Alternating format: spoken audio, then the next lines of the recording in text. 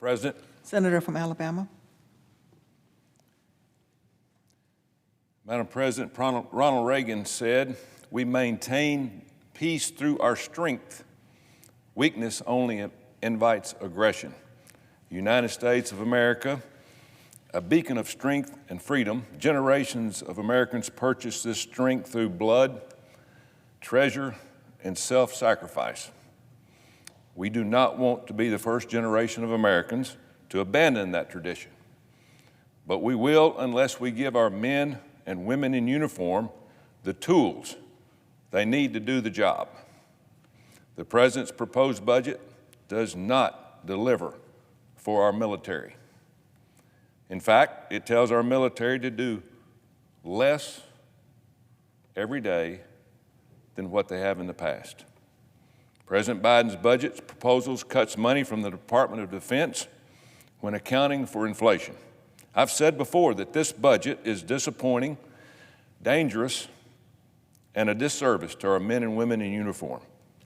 The President's advisors surely know the threat our countries face. Here's what the Office of National Intelligence said in its annual threat assessment. The Chinese Communist Party will continue to undercut the United States, drive wedges between Washington and its allies and partners, and foster international norms that favor the authoritarian Chinese system. That's from the President's own Director of Intelligence. But talk is cheap. And cheap talk is what we're getting because this budget does not rise to meet that threat. Question: does the President not believe the dire warnings of his own advisors? At the same time, President Biden and congressional Democrats' policies are giving us a weak economy when it should be roaring. The last two job reports fell way short of expectations. In April, economists expected 1 million jobs, but we only got 1/4 of that, 25%. Democrats' out-of-control spending is driving inflation to levels we haven't seen in over a decade. President Biden's own budget assumes policies will only lead to a weak 2% GDP growth, 2%, when it should be double that amount. Democrats aren't stopping at a weak military and a weak economy. They put forth thinly veiled attempts to strip our country of what makes it so great. They want to undo our very system of federalism and local control by eliminating states' right-to-work laws through the PRO Act. They want a Washington takeover of every state's election laws through S1, or as I like to call it, the Corrupt Politicians Act. But worst of all is teaching our kids to hate our country. The Biden administration has embraced the divisive curriculum of critical race theory to rewrite history and paint the United States as a villain. Question: how can we expect the Biden administration to defend America's ideals abroad if the President won't even defend them at home? This isn't building back better. Teddy Roosevelt, another successful Republican president, always said, "Speak softly and carry a big stick." President Biden is certainly speaking softly, all right, but he's whittling away our big stick down to a twig. We're already seeing the results. Weakness invites aggression. President Biden and his aides seem to believe that a return to the appeasement policies of the Obama administration and a rejection of President Trump's policies of strength are the best way to ensure peace. That's going to be tough for them and for the American people. We're already seeing how these policies do not work. Take Palestine, for example. Just 2 months ago, President Biden decided to send hundreds of millions of dollars in aid to the Palestinians. And I asked, for what reason? Why are we sending millions of dollars to Palestine at this time when we're having a tough point in our country with this pandemic? They just took American dollars and turned around and rained terror on our number one ally in the Middle East with thousands of rockets aimed at Israel civilians. It triggered the worst fighting between Israel and Hamas since 2014. The president's policy and millions of taxpayer dollars were wasted. They did nothing but arm Hamas. The president's policies did not work. President Biden made no secret that he wanted to bring back the failed Iran nuclear deal that was the pride of President Obama's second term.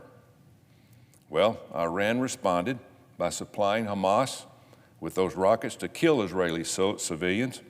Iran is also sending warships to help their socialist ally, Venezuela.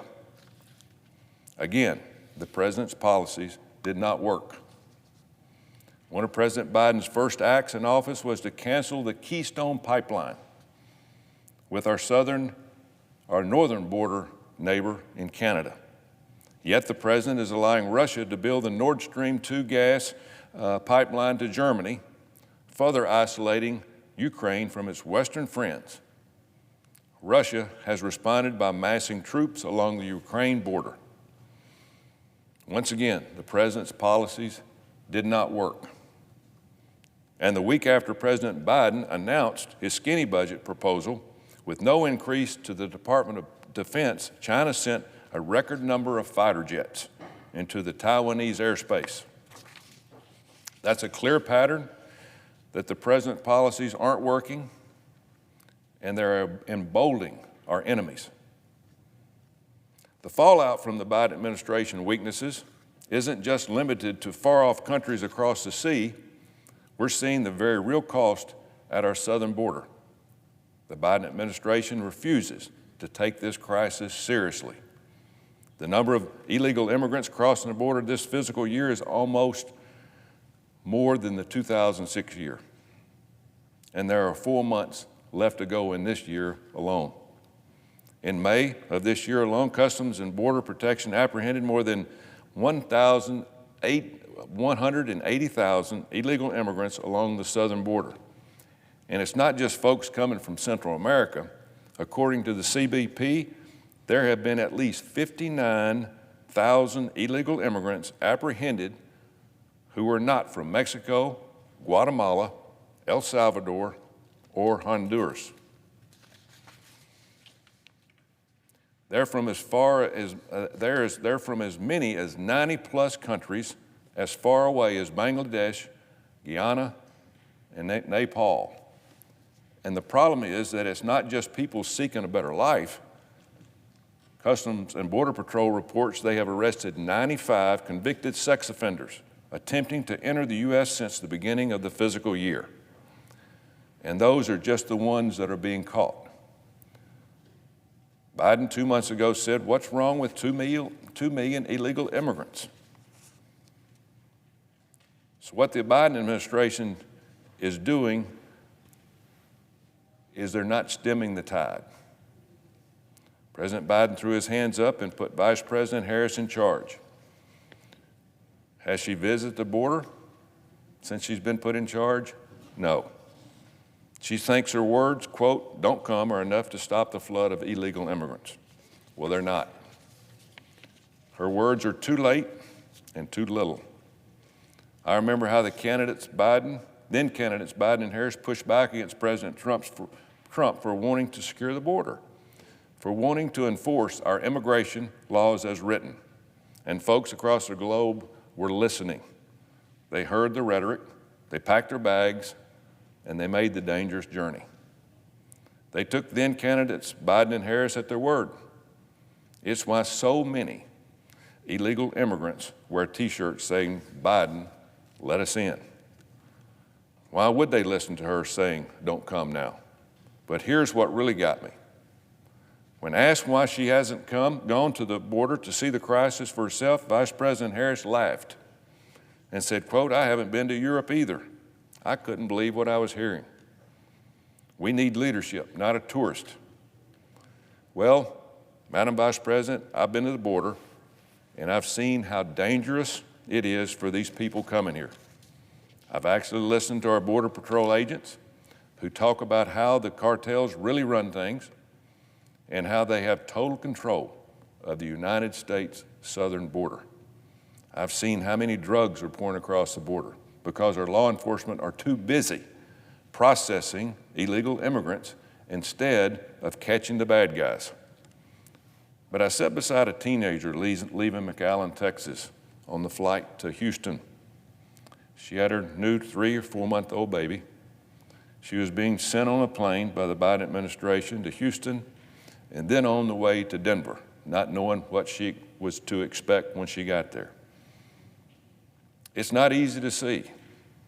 It certainly wasn't for me, but that price of being in a position of power, to be able to do something about the problems facing people in our country, the Vice President needs to see the human cost of the policies she and the President are supporting.